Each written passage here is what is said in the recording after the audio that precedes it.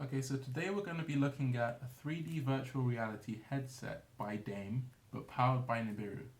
And here we have the box, the container box in which this headset came, right here. It's a nice black box with it. And on the inside you'll have earphones, a remote, a charging cable, the virtual reality headset, and several other accessories that you can use with the device.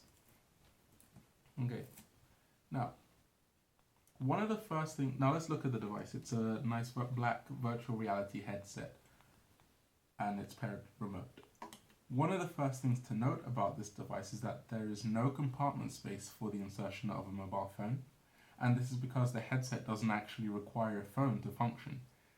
All of its operations are internal. It's what's known as a head-mounted device. And this lack of dependency on a mobile phone or a smartphone gives it an edge over other virtual reality headsets which do have this dependency because it's all internal, it's domesticated. Okay, and looking at the device itself, there's a strap. It's just an adjustable strap for your head which allows for comfort when using the device itself. There's a foam lining here, as you can see, which goes around your nose and eyes and allows you to hold the device on your head as you watch or play games. And then on the underside, of the exterior, there are several charging ports available, or several ports available for charging, for headphones, a mini HDMI slot, and a TF card slot. And the TF card is where you can store your games. You can put some movies on, you can put some music on, and you can listen to, watch, or play any of the things that you put on this card. Finally, looking at controls, on the exterior of the device, there are several buttons on either side. On the right side, we see a power button at the top, and if you hold this power button, after 5 seconds, the device will turn on or off, depending on the state it was in before. Underneath that we have a back button with which you can go to the previous page that you were on or previous section of the device that you were looking at, and then at the enter button with which you can go forward into different sections and different pages. On the left side we have the menu and volume controls. Now the menu allows you to access a screen where it's possible to control the brightness of the screen, and where you can access a feature known as the head mouse, which acts as an on-screen pointer which allows you to focus on certain icons or certain parts of a page.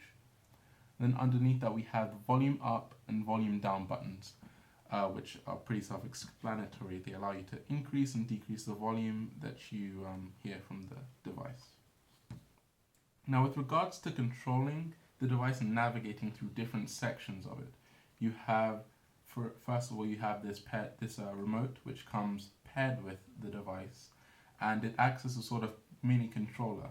And with the buttons available on the remote, you can navigate forward, backwards, using the B button, the A button, start or select. You can go forwards or backwards on different pages and different sections of the device.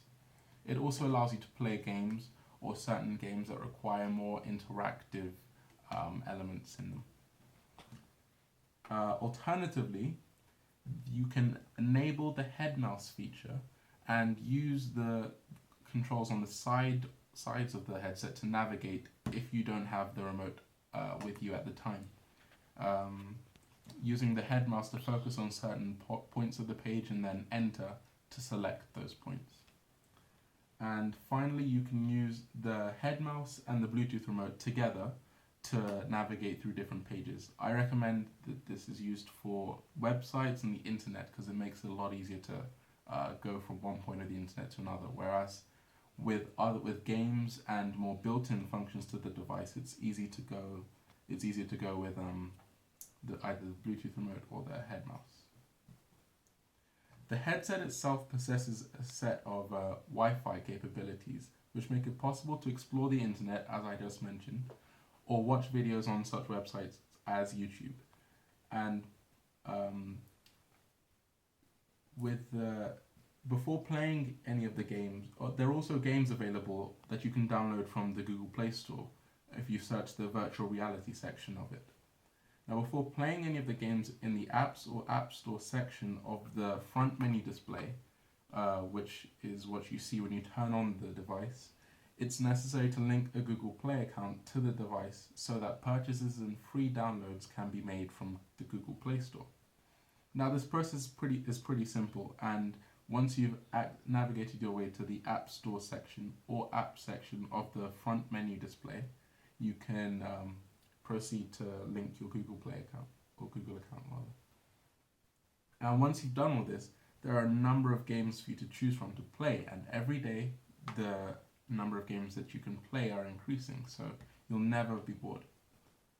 And then once you've, as I've said, once you've inserted your headphones into the jack on the underside of this device, it's possible for you to immerse yourself in the IMAX sound and feel of anything you wish to play or watch on this device.